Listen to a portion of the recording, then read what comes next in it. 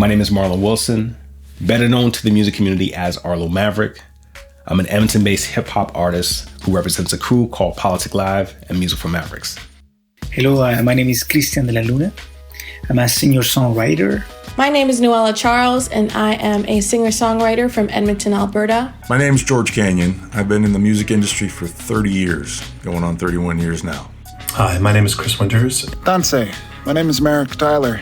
My name is Stephanie Urquhart, and I'm a pianist and composer and a member of the board for the Yardbird Suite in Edmonton, Alberta. My name is Leo Cripps. Jackie Ray Greening, thank you so much for joining me. Hello, James. It's pretty special out here in Alberta. The industry in Alberta has provided me with the tools and resources and the people for me to begin to facilitate a career that allows for me to live off music in a feasible manner. One of the things I love about the industry in Alberta is that it's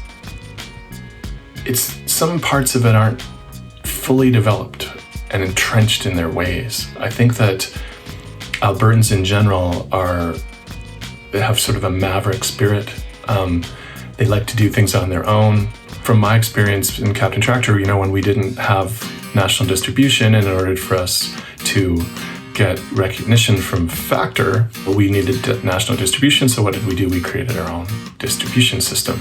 The Alberta music industry is young and tenacious and working very hard.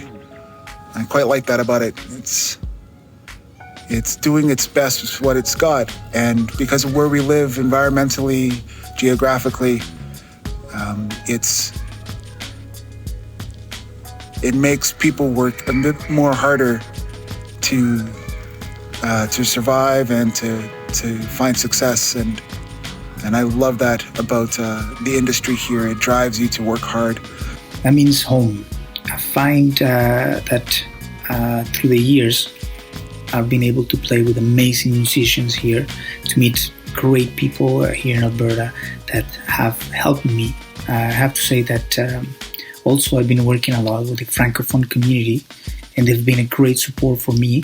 They've been a source of inspiration, and also the fact that people here have welcomed my music and my project has brought me hope. And I believe now that it is important more than ever to continue to believe that people are more open to different cultures and to different aspects in life. The Alberta music industry has been, it's been one of the most important things to my wife and I. It's been our career for 30 years. We've been blessed to have two companies in the music industry, one for recording and doing audio and video, and the other for touring.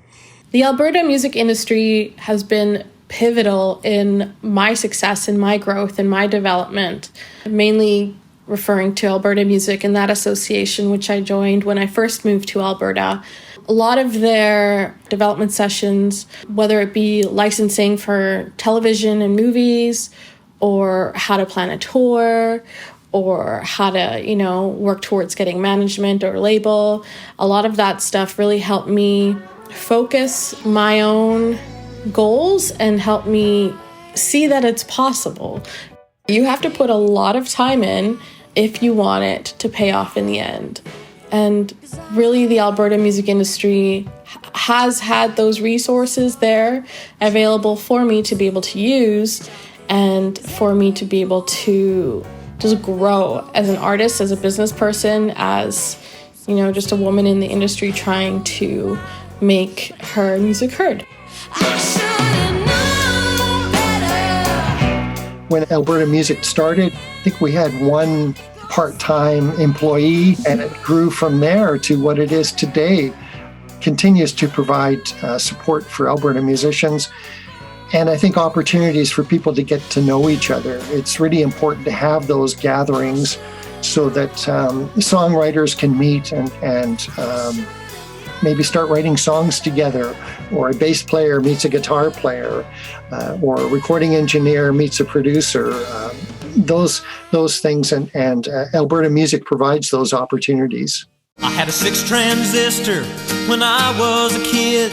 In Alberta, you couldn't just go down to the Horseshoe Tavern and run into a bunch of people in the music industry and find out what was going on. You had to work a little harder, I think, for the information. Hi, I'm Bev Monroe, taking you back to 1960. And starting right from the 60s, CFCW really has helped artists. The 60s and 70s for CFCW, it was R. Harlan Smith, and it was Joyce Smith, and it was Laura Vincent. Danny Hooper, he said because of CFCW, he really never had to leave home because he was able to make himself a really solid living right here. Most recently, I would use Brett Kissela as an example. Man, I've been everywhere, man. Across the deserts bare, man. I've breathed the mountain air, man. We started playing his music 10 years before he got a record deal. I kind of got Jan Arden and Tegan and Sarah going on their careers. If I actually want to figure out how to be a recording engineer, and I'm going to have to buy the gear and start my own studio, because getting a job at one is, well, you probably even had people, they go to these schools going, hey, where's my job? And you're going, working with people from the 80s onwards, somebody like Amos Garrett, one of the world's great guitar players who lives in this province. I remember coming out to the festival and just being so overjoyed that there was this awesome festival that was right in the Bow Valley. And so I went for several years, and then I started volunteering. I was part of the setup crew for a while, and I volunteered in the office, and it just kept going from there. Someone said the other day, what would it be like without music? Without music, we'd never survive. I would challenge anyone to be able to go a day without music.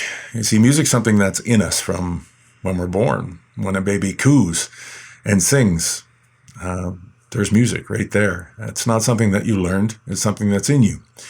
And it's impossible. I thought about it very hard since COVID hit and this pandemic. How much I took music for granted. Being able to go out and tour and play music for fans.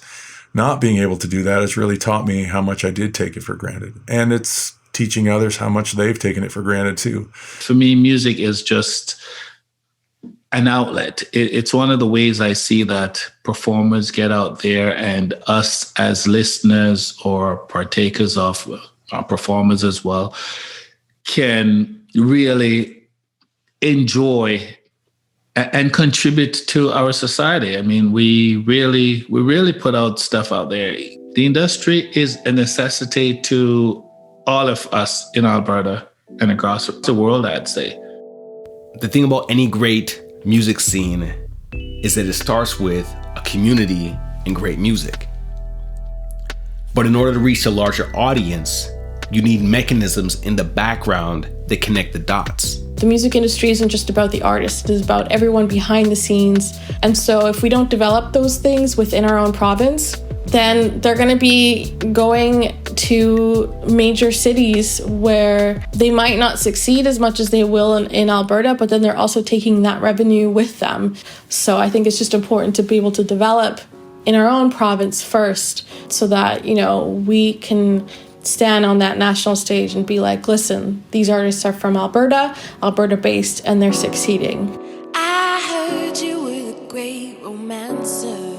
If we want our artists to stay in Alberta, they do need the support. They do need the venue that they can play and learn their craft, right? It takes years and years to be able to learn how to be a performing musician, a performing artist. I mean, there's raw talent, but it's not just there, right? It takes years and years of mentorship and learning and, playing to 2 people, playing to 100 people, playing, and having those opportunities to play to larger and larger people.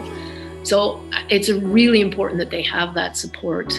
It is important for them to stay, because to have that full ecosystem and to have mentors that are there for those emerging artists, and they see, so-and-so who's been in the business forever and look where they are and they're still here. Like, how important is that, as opposed to saying, we're in Alberta right now, but we know in order to make it, we have to leave. Exactly. It's important that we support our own and try to keep them here.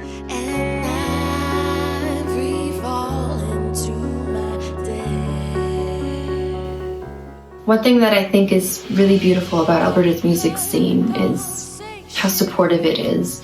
It isn't this big competition, it's collaboration, it's people helping each other and artists supporting each other. music is it soothes the soul. There's something for every mood, and that's why the industry is important. And not only for the stars. Let's say, what have we turned out here in Alberta? Jan Arden, Nickelback, Terry Clark. But there's even that industry of people that they might not be household names, but they still put out some damn great music. Yeah. So whatever format, whatever cranks your tractor, if we have a music scene that's strong, and then there's this industry that, from the publishers to the songwriters to the musicians to the recording studios to that artist, everything is strong, you'll have a strong community. That's my thinking. Overall, that's what music is, such an important part of our life. And when it's local and they're talking about things that are here in my own province, you can't beat that. I think as a Black artist in Canada, and specifically in Alberta, and the success that I have had gets brought back to Alberta instantly. I believe that when us artists, and in this case specifically me, when I succeed, the people behind me, behind the scenes, the people who have helped me create the finished product also succeed.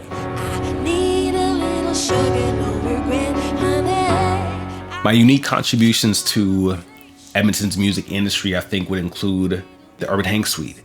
Through that platform on CJSR, I was able to give independent artists a dedicated space where they were able to share their music, share their stories, share their process, because it's not enough to have an artist's song playing on the radio or on your outlet. These artists are creating music, and their process is so important to the music that they create and to their audience and to their community. So for me, it was a situation of, I'm gonna play your music, but I also wanna ask you the questions of how this song came about, what inspired it, who are the people that you worked with, in order for us to understand that it was not just you creating this music, but a team of people, a community of people. To feeling comfortable, denying black trauma. They was ready to march, they was ready for drama. Yellow the police, the chance ran clear. They recognized their privilege and told us it were there. But guilt is an emotion that you can't trust. It comes and goes like a man's lust. 2 weeks later, the status quo. Riddle me this, where the tangents go. The outrageous cease, you were absent, bro. But unlike you, I can't escape my blackness, yo. Sunday, Monday, Tuesday, Wednesday, Thursday, Friday, and even Saturday, I'm black every day. I'm black every day. I'm very proud to be from Treaty 6 territory. It fills my heart up with pride and joy and honor to continue to work and live and play drums and dance and cook and spend time with family and friends and community here on these lands that my people have been on for a very long time. I'm proud of the community that has accepted me and the community that I'm